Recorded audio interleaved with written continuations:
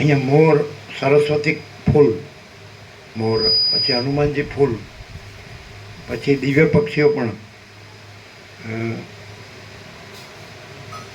નીલકંઠ, દેવચકલી, કોયલ, કાળો કોશી, બીજા ઘણા અહીંયા આવે એટલે એને આત્માની સાચી શાંતિ અનુભવાય.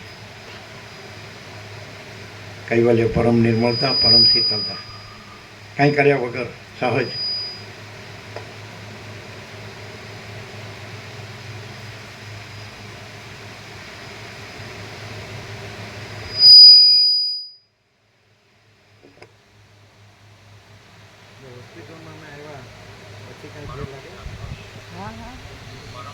ટોટલ ટ્રાન્સફોર્મેશન અંદર અંદર.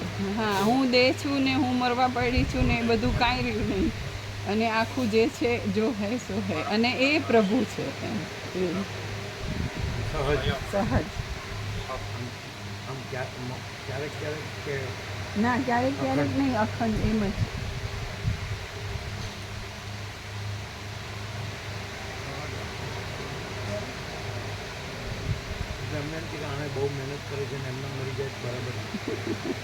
પ્રભુ એવું થયું હતું જ્યારે પહેલી વાર કે મરી જઈશ તો, કે પહેલી વાર જ્યારે થયું હતું ક્યારેક માંદી પડી હતી ને એ વખતે પણ તત્વબોધ લીધો તો એટલે મને દેહાધ્યાસ છે ને હું મરી ગઈ એવું લાગે તોય પરમ ચિદાકાશથી બહાર હું ક્યાંય જતી નથી.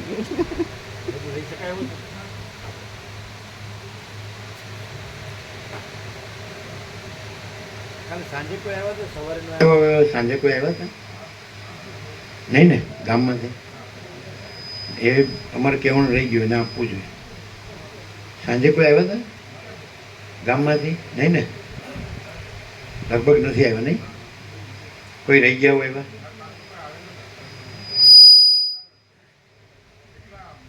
આપો આપો આપો. હે, પેન તો લીધેલી જ છે ને. એ પ્રભુ,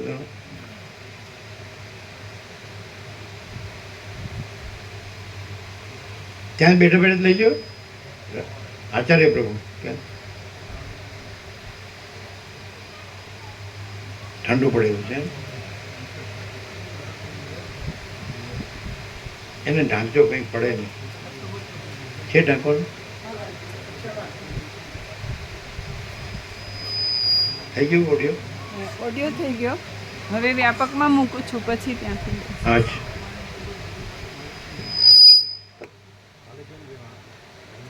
ફૂલ આનંદ મંગળ બધું.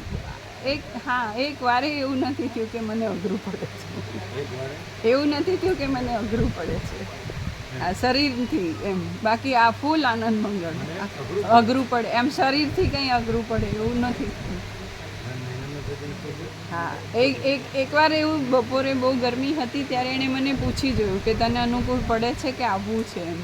ત્યારે એવું થતું હતું કે આરામ ઘરે જઈને કરું, પણ મનથી જરાય જવાનું પેલું નહોતું. દિલમાં એવું હતું કે અહીંયા મરી જઈશ તો અહીંયા, અને જે થાય તો અહીંયા. અને બીજું સવાર સાંજ મને ફૂલ તત્વબોધ મળે. બાકીનો સમય વિશ્રામ છે કે આ તે થઈ શકે. આવે છે પણ વોટ્સઅપ અને આનો બહુ ફરક